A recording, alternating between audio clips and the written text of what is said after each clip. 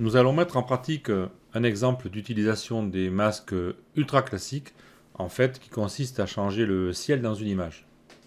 Donc nous sommes partis d'une image comme celle-ci avec un ciel assez banal, et on va effectuer une sélection puis un masque pour incorporer un ciel qui sera un peu plus attractif. Je vais donc sélectionner le ciel dans l'image. Donc là c'est assez simple, le ciel est assez uniforme. Donc je vais pouvoir utiliser l'outil baguette magique qui s'appelle ici l'outil de sélection contiguë. Donc je sélectionne cet outil et je vais effectuer un premier clic. Bon là je vois que j'arrive à sélectionner tout le ciel. Alors ceci dépend un peu du seuil. Si j'avais un seuil un peu trop bas, je vais baisser le seuil volontairement.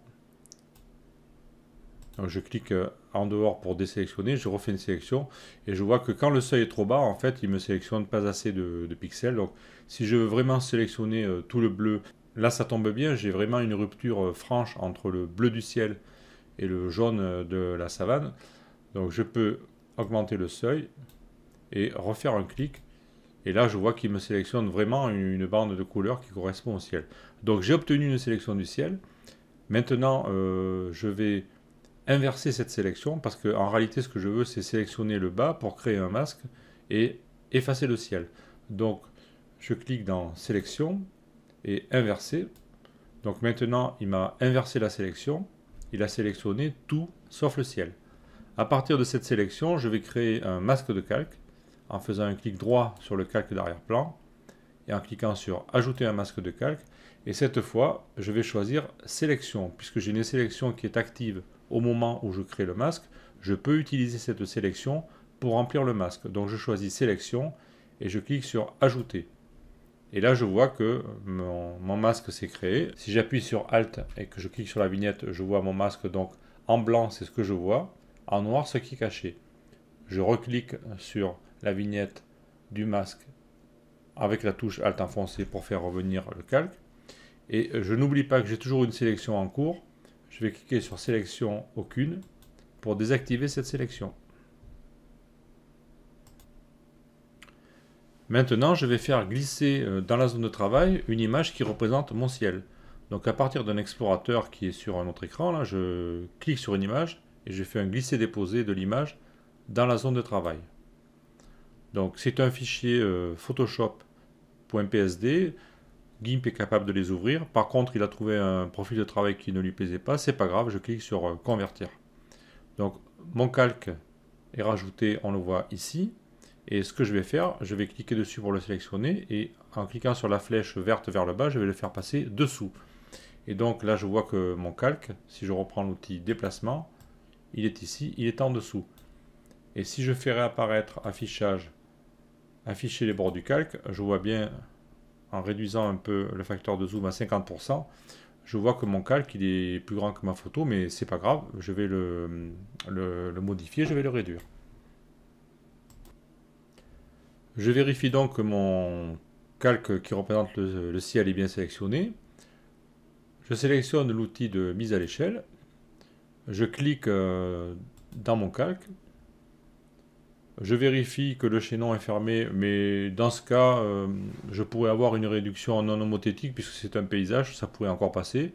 Mais bon, comme j'ai de la marge, je vais garder l'homothétie et je vais réduire en fait mon calque pour qu'il corresponde à la largeur de l'image originale. Alors, je vais le cliquer au milieu ici pour avoir l'outil de déplacement. Je me mets bord à bord, ici à gauche. Et là, je vais réduire avec ce coin en haut à droite mon calque pour qu'il soit à peu près de la largeur, même un petit peu plus, c'est pas grave, de l'image. Et je fais échelle.